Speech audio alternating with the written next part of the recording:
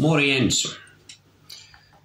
Tästä rupeaa nyt muodostuu kohta tämmönen käsityöfilmien saaga. Nyt meillä on käsittelyssä pomelo. Hyvät pomelothan on aina kiva juttu ja Johanna Ahola hänen postauksesta innoittuneena hankin pomelon ja nyt sitten kuorin sen.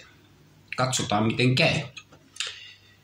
Vihjeenä oli, että yhden viilon tekniikalla ja sitten... Oho, sepäs oli pehmeä. On muuten tosi paksu kuori. Juu ei, kyllä tässä täytyy niinku...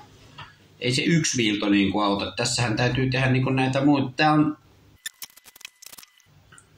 Siis ihan hirveästi tätä valkosta. Tää on niinku tässä vaiheessahan tää vaikuttaa, että tää on niinku joku paholaisen keksintö ja ihmisen kiusaksi luotu. Siis mitä sairasta? Tämähän on niinku ihan... Onks tää hedelmä jotenkin huonona?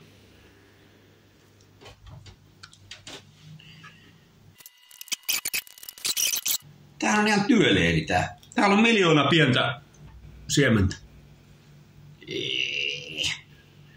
Tässä on joku virhe. Valmistusvirhe varmaan.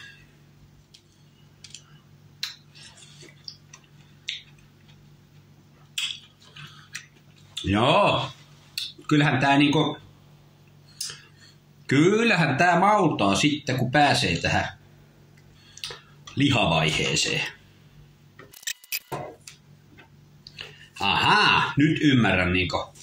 Tätä pitää vaan jotenkin tälleen niinku kuoria. Vinkki on termissä kuoria. Noniin, kato. Nyt tässä on valtavan paksuja nämä kalvot.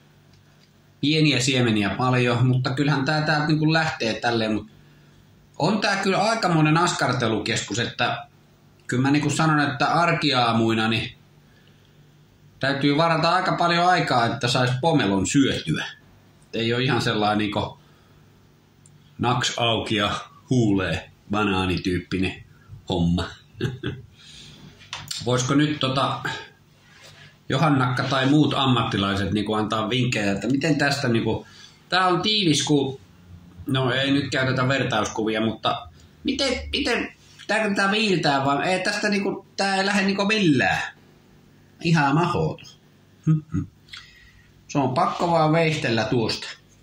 No mä nyt tähän saakka mä oon niinku jotenkin pitänyt niinku erilaisena niinku kalanperkausta ja sitrushedelmän kuorintaa, mutta nyt alkaa olla aika paljon semmosia niinku yhtäläisyyksiä. Kato.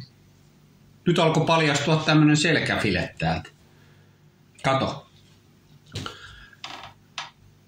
Tässä jos olisi sellaista, että jos sulla olisi trypofobiaa, niin sä saat varmaan jotain kohtauksia jo, koska tämähän näyttää vähän semmoiselta, mun 2 siskolla on trypofobia, niin nehän saa kohtauksia kaikista tämmöisistä. Ei ollenkaan voisi niitä läsnä ollessani. Tyyläs. Sitä paitsi tässä päädyssä on näitä vaaleita, niin näähän on pahaa. Tää on ihan semmoista niinku ihan puuta. Hyi. Jaha. Viimeinen pala.